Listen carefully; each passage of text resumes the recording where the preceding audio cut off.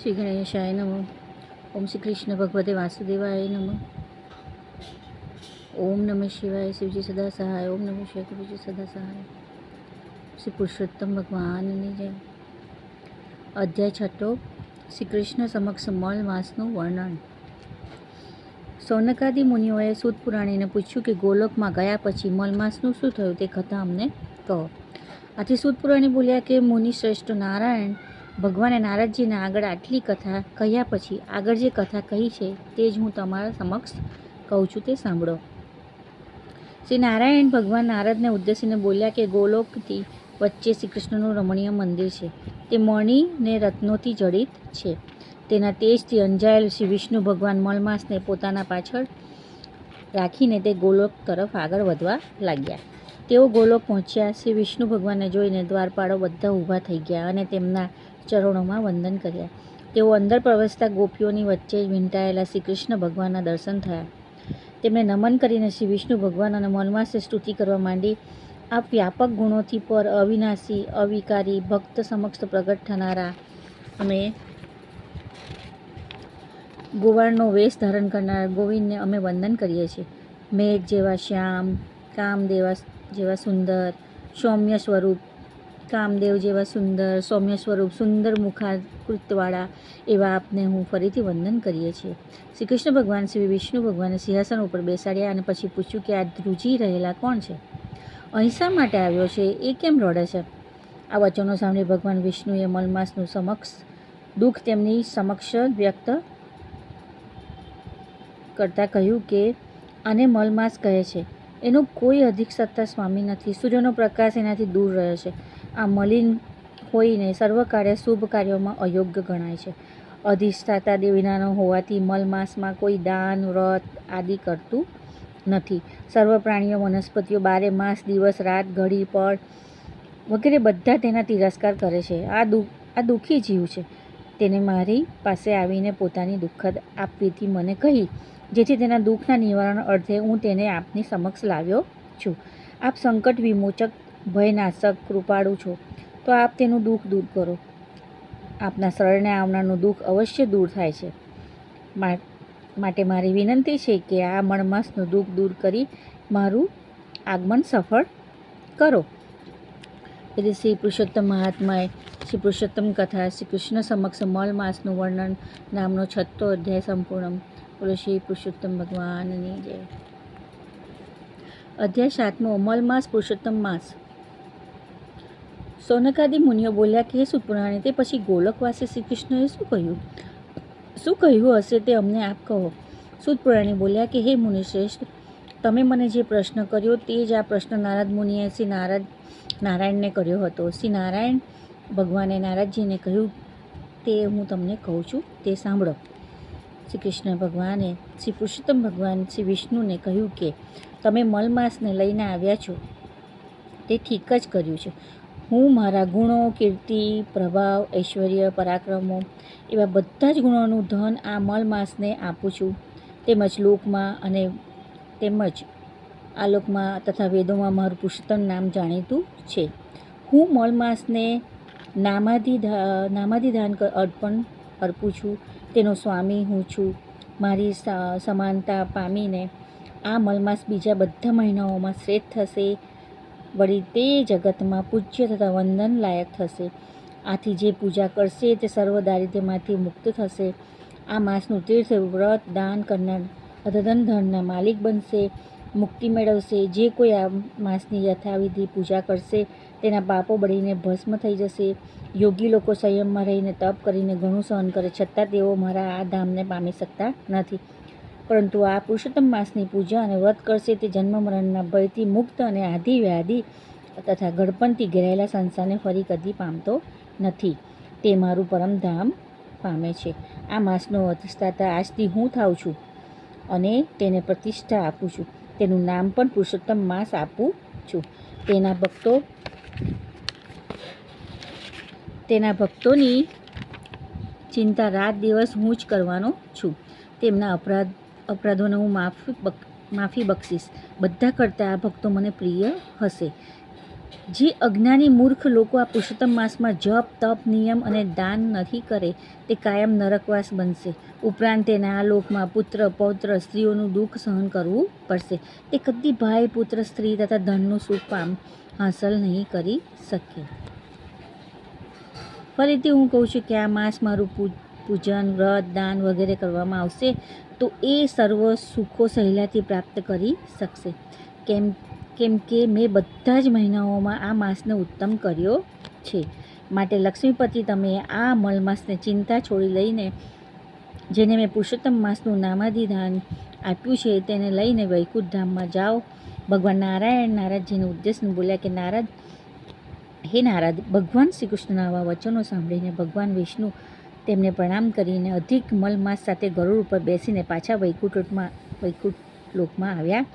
તે દિવસથી મલમાસ પુરુષોત્તમ માસના નામે ઓળખવા લાગ્યા. એથી શ્રી પુરુષોત્તમ મહાત્માએ પુરુષોત્તમ કથા મલમાસ પુરુષોત્તમ માસ નામનો 7મો અધ્યાય સંપૂર્ણ. શ્રી પુરુષોત્તમ ભગવાનની જય. અધ્યાય 8મો. મુનિ મેઘાવી.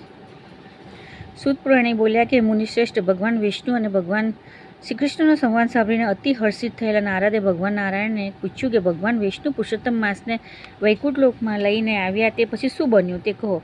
ઉપરાંત અર્જુન અને કૃષ્ણની કથા પણ જણાવો, કેમ કે અર્જુન કૃષ્ણની કથા લોકોને હિતકારક છે. ભગવાન નારાયણે જણાવ્યું કે હે નારદ, ભગવાન વિષ્ણુએ પુરુષોત્તમ માસને પોતાને ત્યાં વસાવ્યો, તેથી તે પ્રસન્ન થયો. સાથે સાથે ભગવાન વિષ્ણુને પણ સંતોષ થયો. હે નારદ, હવે શ્રી કૃષ્ણ અને પાંડવો વચ્ચે કામ્યક વનમાં શું બને છે તે તને કહું છું. ભગવાન શ્રી કૃષ્ણ યુધિષ્ઠિરને ઉદ્દેશીને બોલ્યા, હે ધર્મરાજા, તમે 5 ભાઈઓ અને દ્રૌપદી રાજપાટ ટચીને જંગલમાં ભટકો છો અને પારાવાર દુઃખ વેઠી રહ્યા છો. આ દુઃખમાંથી મુક્ત થવા માટે તમારે પુરુષોત્તમ માસનું વ્રત કરવું જોઈએ. તમે તમારા શત્રુઓના ભયથી આ વ્રત ભૂલી ગયા છો.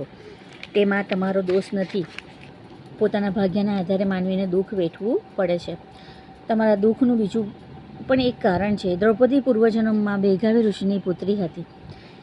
તેને ઘણા લાળકોડમાં ઉછળવામાં આવી હતી અને રૂપગુણમાં તે અજોડ હતી. બધી જ કલાઓમાં તે પારંગત હતી. એક સમયે પાડોશમાં રહેતી પોતાની સખીને પોતાના બાળકને રમાડતી જોઈને તેને પણ સંતાન સુખની ઈચ્છા જાગી. તે વિવાહ યોગ્ય થઈ ચૂકી હતી, છતાં તેનો વિવાહ થયો નહોતો. તેને થયું કે જો માતા જીવતી હોત ને તો પોતાને ક્યારની પરણાવી દીધી હોત. પિતા આ બાબતે પ્રત્યે કેમ ઉદાસીન છે તે મને સમજાતું નથી. એક બાજુ ઋષિ કન્યા મેઘાવતી આવી ચિંતા કરી રહી હતી, ત્યારે બીજી બાજુ મેઘાવી ઋષિ પુત્રીના વિવાહ કરવાની ચિંતામાં જ હતા. યોગ્ય મૃત્યુ નજરે ન પડતા તેઓ વરની શોધમાં બહાર નીકળી પડ્યા. અનેક સ્થળે ઘૂમવાથી મેઘાવી ઋષિ માંદા પડી ગયા અને મહામુસીબતે તે પોતાના આશ્રમે પાછા ફર્યા. તેમનાથી ઉઠી બેસી શકાતું નહોતું. તે બેભાન અવસ્થામાં પડી રહેતા હતા. પિતાની આવી દશા જોઈને મેઘાવતી મૂંઝાઈ ગઈ. મેઘાવી ઋષિ ભાનમાં આવતા તેમણે પ્રભુને પ્રાર્થના કરી કે હે દીનાનાથ, હે રાધા રમણ, હે રાશેશ્વર, હે રાધાપતિ, હે ગોવિંદ, સંસાર સમુદ્રમાં ડૂબી રહેલ મારું આપ રક્ષણ કરો. આપની કૃપા વગર મારું દુઃખ દૂર થઈ શકે તેમ નથી. આપ મારા નિરાધારના આધાર છો. આપને હું નમસ્કાર કરું છું. મેઘાવી ઋષિની આવી સ્તુતિ સાંભળીને વિષ્ણુ લોકમાંથી ભગવાન દૂતો તેમની પાસે આવ્યા અને તેમના આત્મા પ્રભુના ચરણ કમળમાં પહોંચ્યો.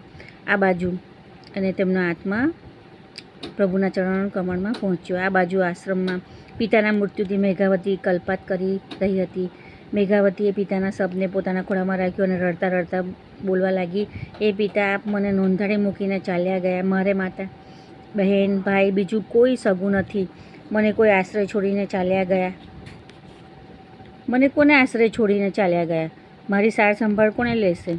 આ જંગલમાં હું એકલી કેવી રીતે રહીશ અને જીવી શકીશ? મેઘાવતીનું આવું આક્રંદ સાંભળીને આજુબાજુ રહેલા ઋષિમુનિઓ દોડી આવ્યા.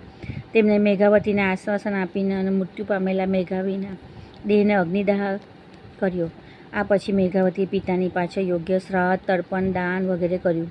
તે આશ્રમમાં એકલી રહી. જેમ ગાય વિનાનું વાછરડું તડફડે તેમ આશ્રય વિહોણી તે તડફવા લાગી. સમય વીતતા તેનું દુઃખ ધીમે ધીમે વિસરવા પડવા લાગ્યું. તેથી શ્રી પુરુષોત્તમ મહાત્માએ પુરુષોત્તમ માસ કથા મુનિ મેઘાવી નામનો 8મો અધ્યાય સંપૂર્ણ. બોલો શ્રી પુરુષોત્તમ ભગવાનની જય. અધ્યાય 9 દુર્વાસાનું મેઘાવતી પાસે આગમન. સૂત પુરાણી બોલ્યા કે હે મુનિશ્રેષ્ઠ, નારદજીને ભગવાન નારાયણને પૂછતા કરીને મેઘાવી ઋષિના સ્વર્ગવાસ પછી તપોવનમાં મેઘાવતીનું શું થયું? તેના પ્રત્યુત્તરમાં ભગવાને નારાયણે જણાવ્યું કે મેઘાવતી તપોવનમાં પોતાના પિતાને યાદ કરીને શોક કર્યા કરતી હતી. એવામાં દેવસ્થાને દુર્વાસા મુનિ તેના આશ્રમે પહોંચ્યા. દુર્વાસા અત્રિ ઋષિ અને સતી અનસૂયાના પુત્ર છે. તે શંકરનો અંશ મનાય છે. તેમના ક્રોધથી કોણ અજાણ છે? તે કૃપા કરવામાં પણ પાછા પડતા નથી. નાનપણમાં કુંતા માતાએ તેમને પ્રસન્ન કરવાથી દેવોને આકર્ષણ કરવાની વિદ્યા તેમને આપી હતી. એક વેળા તેમના ક્રોધનો ભોગ ભગવાન શ્રી કૃષ્ણ પોતે પણ બન્યા હતા. તેઓ ભોજન માટે દુર્વાસાને રથમાં લઈને રૂકમણી સાથે આવી રહ્યા હતા. તે વખતે રૂકમણીને તરસ લાગતા ભગવાન શ્રી કૃષ્ણ પગના આગલા ભાગથી જમીન દબાવીને પાતાળ ગંગાને આમંત્રીને રૂકમણીને તરસ છીપાવી. આથી દુર્વાસાને પોતાનું અપમાન લાગ્યું.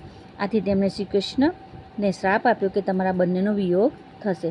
આવા દુર્વાસા મુનિ મેઘાવતીના આશ્રમે પધારતા તેણે દંડવત પ્રણામ કરીને યોગ્ય સન્માન આપ્યું.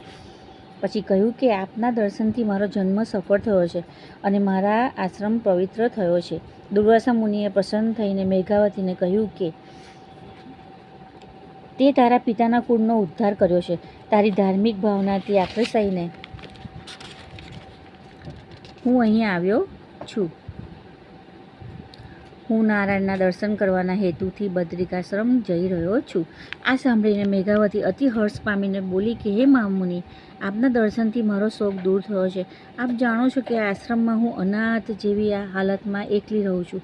મારો કન્યાકાળ વીતી જાય છે, તેની મને ચિંતા છે. તો આપ કોઈ ભાગ્યશાળી પુરુષ મારું પાણી ગ્રહણ કરે તેવો કોઈ ઉપાય બતાવો. આ ચિંતા મને રાત દિવસ સતાવે છે, જેથી મને ભોજન પણ ભાવતું નથી અને વિચારોમાં રાત્રે ઊંઘ આવતી નથી. મારું દુઃખ દૂર કરવા આપને હું પ્રાર્થના કરું છું. આટલું બોલીને મેઘાવતી દુર્વાસા મુનિ સામે આશાભરી મીટ માંડીને હાથ જોડીને ઊભી રહી. એ દિવસે પુરુષોત્તમ મહાત્માએ પુરુષોત્તમ માસની કથા દુર્વાસાનું મેઘાવતી પાસે આગમન નામનો 9મો અધ્યાય સંપૂર્ણ. પુરુષોત્તમ ભગવાનની જય. અધ્યાય 10 દુર્વાસા મેઘાવતી સંવાદ. સૂત બોલ્યા કે હે મુનિ શ્રેષ્ઠો, નારદજીના પૂછવાથી ભગવાન નારાયણે જે જણાવ્યું હતું તે તમને કહું છું, તે સાંભળો. મુનિ દુર્વાસાએ મેઘાવતીનું દુઃખ સાંભળીને તેને દુઃખ દૂર કરવાના ઉપાય તરીકે કહ્યું કે આજથી 3જો મહિનો પુરુષોત્તમ માસ આવે છે. આ માસમાં કોઈ વ્યક્તિ તીર્થદાનમાં સ્નાન કરે તો બ્રહ્મહત્યાથી તે મુક્તિ બને છે. બીજા બધા મહિના, પખવાડિયા, પર્વો આદિ તુલનામાં આવી શકે તેમ નથી. જેથી તું આ માસનું વ્રત, પૂજન, દાન વગેરે કરજે. હું પણ આ પુરુષોત્તમ માસ સેવું છું. પોતાનો એક દાખલો આપતા દુર્વાસાએ જણાવ્યું કે એક વખત અંબરીશ રાજાને બાળી નાખવા મેં કૃત્યા છોડી હતી. તે વેળા શ્રી હરિએ તેમનું સુદર્શન ચક્ર મારી ઉપર છોડ્યું હતું, પણ પુરુષોત્તમ માસના સેવનને લીધે હું તેમાંથી ઉગરી ગયો હતો. એટલે મારી તો તને સલાહ છે કે પુરુષોત્તમ માસનું સેવન કર. દુર્વાસા મુનિના આ વચનો અને દુર્ભાગ્યવશ મેઘાવતીને ન ગમ્યા. તેને કહ્યું કે મહામુનિ, બીજા મહિનાઓને હલકા કેમ ગણો છો? ઉપરાંત પૃથ્વી પર સૂર્ય, ચંદ્ર, ગણપતિ, જગદંબા આથી દેવીઓ મનવાંછિત ફળ આપનાર છે. હું તો શ્રી રામ અને શંકર ભગવાનને શ્રેષ્ઠ માનું છું. હું રાત દિવસ તેમનું ધ્યાન ધરું છું. એ મારા દુઃખો નહીં કાપે? આ પુરુષોત્તમ માસના આટલા બધા વખાણ કેમ કરો છો? મેઘાવતીના આવા વચનો સાંભળીને દુર્વાસા મુનિ ક્રોધથી લાલચોળ થઈ ગયા, છતાં પોતાના મિત્રની અનાથ પુત્રીને તેને શાપ આપ્યો નહીં. તેમને વિચાર કર્યો કે આ બાળક બુદ્ધિ છે, તેને પુરુષોત્તમ માસના પ્રભાવની ખબર નથી. વળી તે શોકમાં ડૂબેલી છે, એટલે મારા શ્રાપને સહન કરી શકશે નહીં. તેમને દયા આવી અને કહ્યું કે ભાગ્યહીન છોકરી, તું મારા મિત્રની પુત્રી છે. તું સારી સમજી શકતી નથી. તેનું મને દુઃખ છે. તે પુરુષોત્તમ માસનો અનાદર કર્યો છે, તે ઠીક નથી કર્યો. હું તો બદ્રિકાશ્રમ જાઉં છું, તારું કલ્યાણ થાવ. પણ શુભ અશુભ જે થવાનું હોય ને તેને કોઈ પણ ટાળી શકતું નથી. દુર્વાસાના મુનિનો તો જતા રહ્યા. પછી પુરુષોત્તમ માસનું અપમાન કરનારને કારણે મુનિકન્યા ઝાંકી પડી ગઈ. લાંબો સમય વિચાર કર્યા પછી તેને ભગવાન શંકરનું આરાધના શરૂ કર્યું, કેમ કે તે માનતી હતી કે ભગવાન શંકર તત્કાલ ફળ આપનાર છે. એટલે શ્રી પુરુષોત્તમ મહાત્મા પુરુષોત્તમ માસની કથા દુર્વાસા મેઘાવતી સંવાદ નામનો 10મો અધ્યાય સંપૂર્ણ. બોલો શ્રી પુરુષોત્તમ ભગવાનની જય.